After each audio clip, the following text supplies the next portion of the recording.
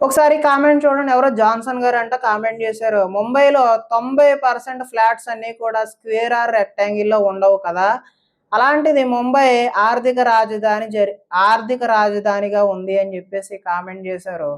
దీనికి సమాధానం ఏంటి అంటే, ముంబైలో 100కు 90% వాస్తు ప్రకారం స్క్వేర్ ఆర్ రెక్టాంగిలే కదండి, వాస్తు ప్రకారంగా కూడా ఉండవు.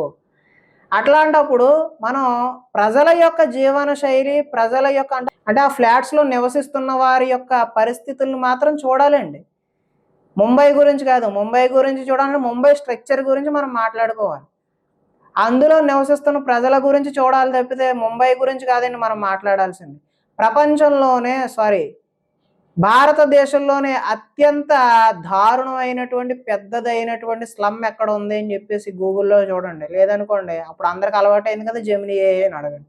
ధారావి ముంబైలోనే ఉంది. మీరు ముంబై గురించి మాట్లాడుకోవాల్సి వస్తే ముంబైలో ధారావి అనే భారతదేశంలోనే పెద్దదైనటువంటి స్లమ్ ఉందండి. అర్థమైంది కదా.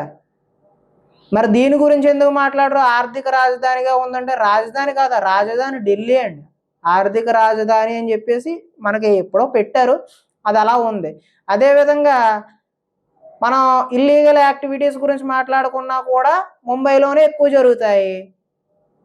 అదేవిధంగా చిన్నపిల్లలకు కూడా తెలిసింది ముంబైలో ఇంకేం జరుగుతుందో వర్క్స్.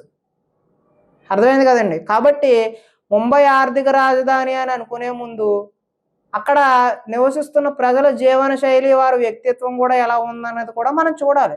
కొంతమంది బాగా డబ్బు ఉన్న వాళ్ళు ఉన్నారు, సినిమా హీరోలు ఉన్నారు, వాళ్ళందరూ కూడా పాటిస్తూ ఉన్నారు. వారి గురించి ఎందుకు మాట్లాడరు? ప్రజల్ని తప్పుగా మిస్లీడ్ చేయొద్దు. కామెంట్కి రిప్లై ఇచ్చానని అనుకుంటున్నాను. ధన్యవాదాలు.